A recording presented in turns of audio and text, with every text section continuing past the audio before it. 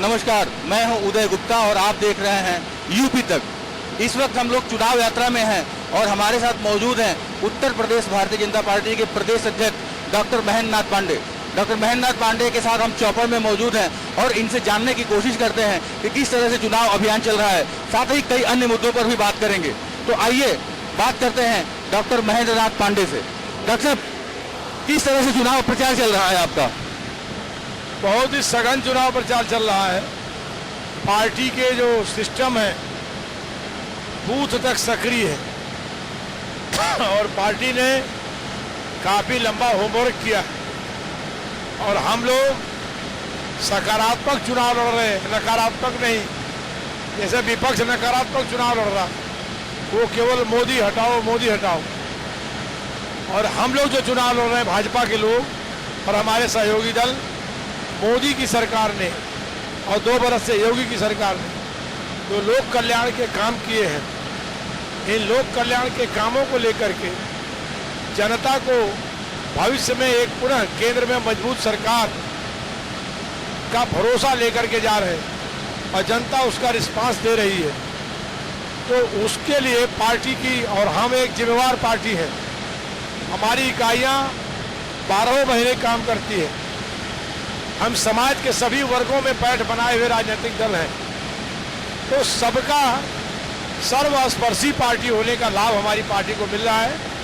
समाज के सभी तबकों के लोग एक मजबूत सरकार के लिए, विकासपरक सरकार के लिए और ईमानदार सरकार के लिए, गरीब कल्याण की सरकार के लिए नरेंद्र मोदी को प्रधानमंत्री देखना चाहते हैं। इसलिए सकारात्मक चुनाव के चलते भाजपा की प्रबल जीत की संभावनाएं हर सीट पर है।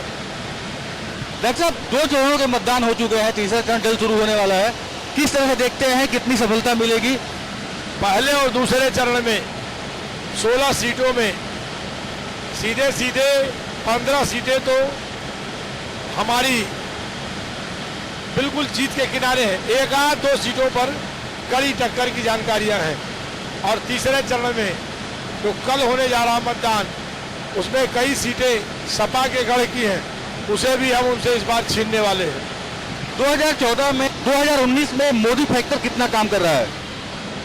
2014 से ज़्यादा तगड़ा है मोदी फैक्टर इस समय, कारण कि मोदी को जिस उद्देश्य से जनता लाई थी 2014 में, मोदी उस हर सवाल पर नंबर 1 सफल प्रधानमंत्री साबित हुई। गठबंधन की क्या स्थिति रहेगी? गठबंधन तो काफी उत्साहित है, जो 2 फेज के चुनाव हुए हैं उसको देख करके। गठबंधन बिला वजह दिन में सपना देख रहा है। अंदर खाने गठबंधन बहुत परेशान है, क्योंकि गठबंधन को पश्चिम में ज़्यादा उम्मीदें थी, तो वहीं से उनका सुपड़ा साफ हो गया।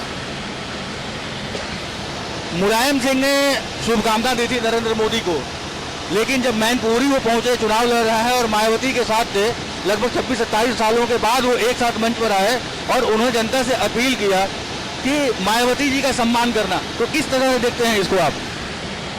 उन्होंने अपील किया, यह उनका विषय है, लेकिन जो मुलायम को मानने वाले हैं उनके मन में यह प्रश्न उपज रहा है कि मुलायम को मायावती जैसी नेता के सामने इतना कमजोर कर दिया अखिलेश ने कि मैनपुरी जैसी सीट, जो खुद मुलायम के अपने गढ़ की सीट है, वहाँ मायावती से समर्थन लेना पड़ रहा है, उनका अभिनंदन करना पड़ रहा है, उनका वंदन करना पड़ रहा है। तो मुलायम के पुराने साथी कह रहे हैं कि इतना मजबूर इस नेता को कर दिया इसके बेटे ने, उससे अलग दुखी है लोग। सर, हम ये जानना चाहते हैं कि जब भी चुनाव आता है तो राम मंदिर, हिंदू मुस्लिम, श्मशान, कब्रिस्तान, इस तरह की बातें होती हैं, तो ये क्या चुनावी फंडा क्या है? क्यों इस तरह की बातें होने लगती हैं, हिंदुत्व की बात होने लगती है?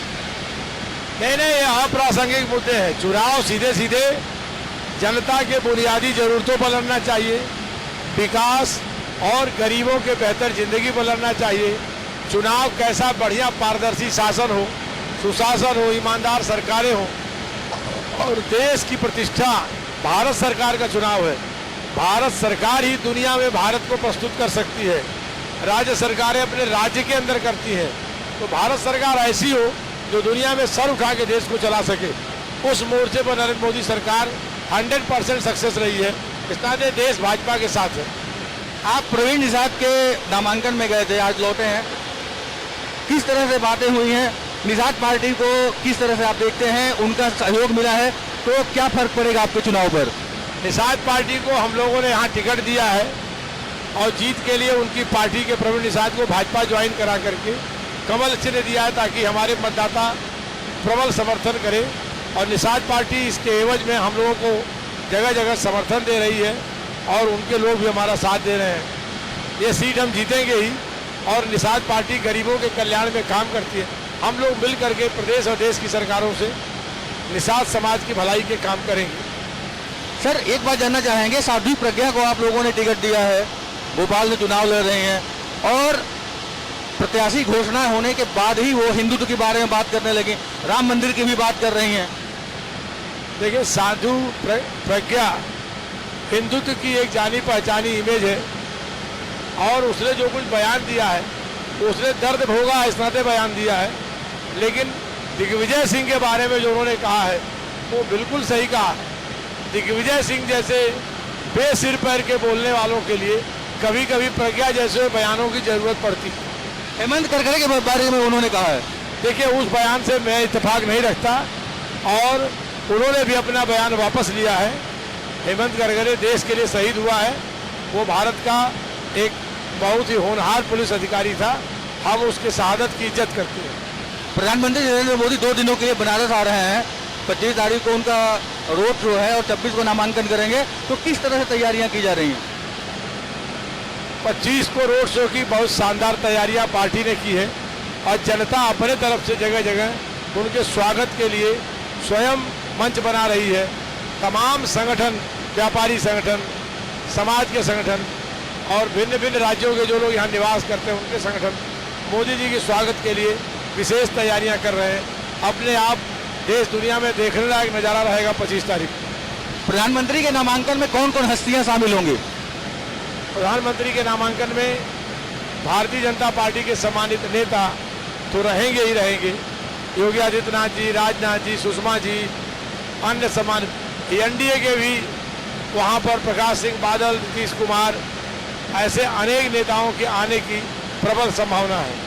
राम मंदिर को लेकर के क्या है, 2019 के चुनाव के बाद राम मंदिर क्या बन जाएगा, क्या स्ट्रेटजी है, क्या तैयारी है? भारतीय जनता पार्टी ने अपने संकल्प पत्र में इस बार राम मंदिर के मुद्दे को और मजबूती से दोहराया है और सुप्रीम कोर्ट जो मध्यस्थता की बात कर रहा है उसको हमारी पार्टी ने भी बल दिया है।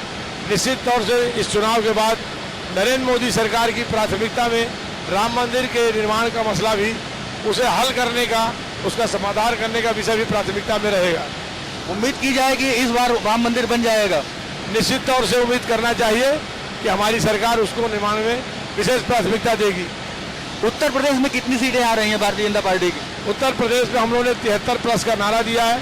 हमारा नारा 100% सफल रहेगा। हम 73 से ज़्यादा 74 से भी आगे सीटें बढ़ सकते हैं। तो ये थे भारतीय जनता पार्टी के प्रदेश अध्यक्ष डॉक्टर महेंद्र नाथ पांडे, जिनका दावा है कि उत्तर प्रदेश में 73+ सीटें आएंगी। उदय गुप्ता, यूपी तक।